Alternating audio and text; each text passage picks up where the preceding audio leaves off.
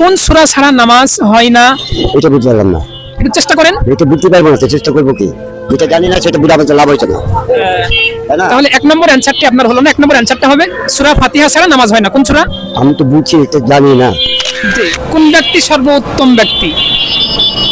মানুষের মধ্যে জি, মানুষের মধ্যে সর্বোত্তম ব্যক্তি কে? আমাদের দিনের নবী হযরত মুহাম্মদ সাল্লাল্লাহু আলাইহি সাল্লাম। যে না, 3 নম্বর অ্যানসারটি সঠিক না। 3 নম্বর অ্যানসারটি এটা হবে 7 বছর বয়স থেকে আমাদের ওলামায়ে কেরামরা বলেন যে 7 বছর পর থেকে এটা বাধ্যতামূলক, এটা সকলের জন্য।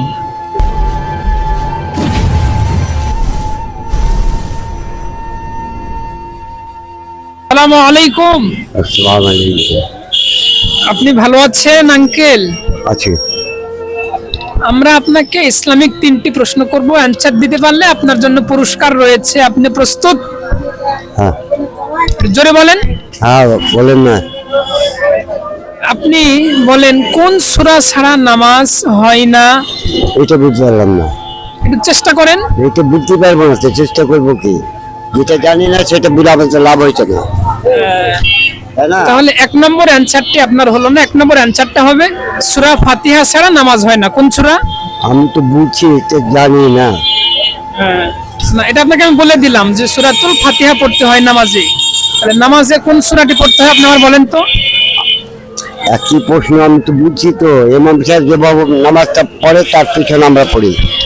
আচ্ছা, যাই হোক, দুঃখিত, আপনার এক নম্বর অ্যানসারটা সঠিক না। আপনার জন্য 2 নম্বর প্রশ্ন, রুকুতে যে কোন দোয়াটি পড়তে হয়? রুকুতে একই প্রশ্ন তো, আমি তো জানি না তো। ওই একই প্রশ্ন। রুকুতে যে পড়তে হয় সুবহানা রাব্বিয়াল আযীম, এই দোয়াটি আপনার মুখস্থ আছে কি? না। তাহলে রুকুতে পড়তে হয় সুবহানা রাব্বিয়াল আযীম, এই দোয়াটি পড়তে হয়।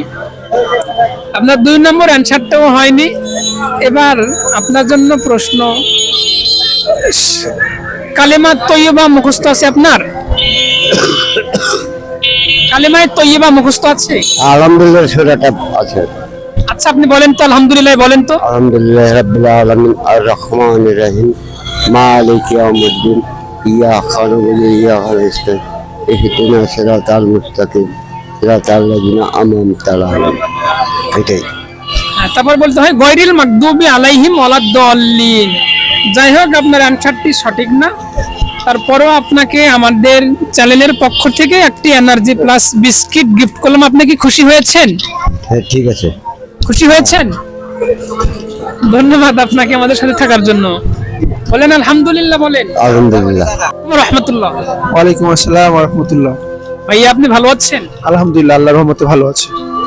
আমরা আপনাকে ইসলামিক বেসিক 3টে প্রশ্ন করব, অ্যানসার দিতে পারলে পুরস্কার রয়েছে। আপনি প্রস্তুত? প্রস্তুত। আপনার 1 নম্বর প্রশ্ন, আসরের নামাজ দিনে কতবার পড়তে হয়? আসরের নামাজ দিনে একবারই পড়তে হয়। আলহামদুলিল্লাহ, আমরা দেখতে পাচ্ছি আপনার 1 নম্বর অ্যানসারটি সঠিক হয়েছে। এবারে আপনার জন্য 2 নম্বর প্রশ্ন, প্রত্যেক রাকাত নামাজে কোন সূরাটি পড়তে হয়? প্রত্যেক রাকাত নামাজে সূরাতুল ফাতিহাটা পাঠ করতে হয়, তারপরে যে কোনো একটা সূরা যোগ করে দিলেই হবে। মাশাআল্লাহ, আপনার অ্যানসারটি সঠিক হয়েছে। এবারে আপনার জন্য 3 নম্বর প্রশ্ন, রমজান মাসে সিয়াম রাখা কি? রমজান মাসে সিয়াম রাখা ফরজ, এটা ফরজ আইন। শিওর? শিওর? শিওর, এটা ধরে নিব? ধরে নিন। ভেবে চিন্তে বলেন। 7 বছর বয়স থেকে আমাদের ওলামায়ে কেরামরা বলেন যে 7 বছর পর থেকে এটা বাধ্যতামূলক, এটা সকলের জন্য। যদি যদি সে মাজুর হয়, বৃদ্ধ হয়, সেক্ষেত্রে আলাদা। অসুস্থ, সেক্ষেত্রে আলাদা। যাক, মাশাআল্লাহ, আমরা দেখতে পাচ্ছি আপনার 3 নম্বর অ্যানসারটাও সঠিক। এর জন্য আমাদের পক্ষ থেকে আপনাকে ছোট্ট একটি গিফট, ফ্রেন্ডস আপ। আপনি কি খুশি হয়েছেন ভাইয়া? আলহামদুলিল্লাহ, সন্তুষ্টজনক। এর আগে কি এরকম ইসলামিক কুইজ প্রতিযোগিতা কখনো অ্যাটেন্ড করেছেন আপনি? না, এরকম কোনো অ্যাটেন্ড হয়নি। তবে এর আগে এক সাংবাদিক ভাই আমাকে প্রশ্ন করেছিলেন কুরবানি দেওয়ার মানেটা কি ঈদগাহ থেকে নামাজ পড়ার পরে। তো আমাকে কিছু প্রশ্ন করেছিলেন। আপনি কি বলেছিলেন? আমি বলেছিলাম যে কুরবানি মানে যে নিজের আত্মত্যাগ করা, নিজের আত্মশুদ্ধি হওয়া। আর আমাদের ভিতরে যে মনুষ্যত্ব যে লুকিয়ে আছে, এই পশুর মাধ্যমে আমাদের মনুষ্যত্বটা, জবের মাধ্যমে এটা আমাদের মনুষ্যত্বটা বিদায় করে। যাক, ধন্যবাদ আপনাকে আমাদের সাথে থাকার জন্য। আঙ্কেল আপনি ভালো আছেন? আলহামদুলিল্লাহ। আমরা আপনাকে ইসলামিক বেসিক 3টি প্রশ্ন করব, অ্যান্সার দিতে পারলে পুরস্কার রয়েছে। প্রস্তুত? লার্ন করেন, প্রস্তুত। আপনার জন্য 1 নম্বর প্রশ্ন, মুসলিম জাতির পিতা কে? মোহাম্মদ ইব্রাহিম খলিলুল্লাহ। জি না, মোহাম্মদ না, আর একটু ভেবে চিনতে বলেন, মোহাম্মদ হবে না। ইব্রাহিম, হযরত ইব্রাহিম আলাইহিস সালাম। ইব্রাহিম। আবার বলেন তো কি হবে?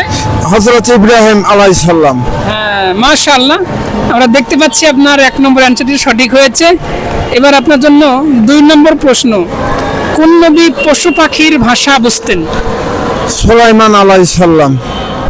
মাশাআল্লাহ, আপনার 2 নম্বর অ্যান্সারটাও সঠিক হয়ে গেছে। এবারে আপনার জন্য রয়েছে 3 নম্বর প্রশ্ন, মানুষের মধ্যে সর্বোত্তম মানুষ কে? আমাদের প্রিয় নবী হযরত মুহাম্মদ সাল্লাল্লাহু আলাইহি সাল্লাম। যিনি উনি মানুষ না, মানুষের মধ্যে কোন ব্যক্তি সর্বোত্তম ব্যক্তি? মানুষের মধ্যে জি, মানুষের মধ্যে সর্বোত্তম ব্যক্তি কে? আমাদের দিনের নবী হযরত মুহাম্মদ সাল্লাল্লাহু আলাইহি সাল্লাম। যে না, 3 নম্বর অ্যান্সারটি সঠিক না। 3 নম্বর অ্যান্সারটি এটা হবে, যে কোরআন শিখে অপরকে শিখায়, এটা হচ্ছে পৃথিবীর মধ্যে সর্বশ্রেষ্ঠ ব্যক্তি। এটা কি আপনার জানা আছে? যে কোরআন পড়ে এবং যে শেখায়, জি জি জি, তিনি উত্তম ব্যক্তি। এটা আপনার জানা ছিল না, না? জানা ছিল না, আমি জানতাম যে হচ্ছে হযরত মুহাম্মদ সাল্লাল্লাহু আলাইহি সাল্লাম।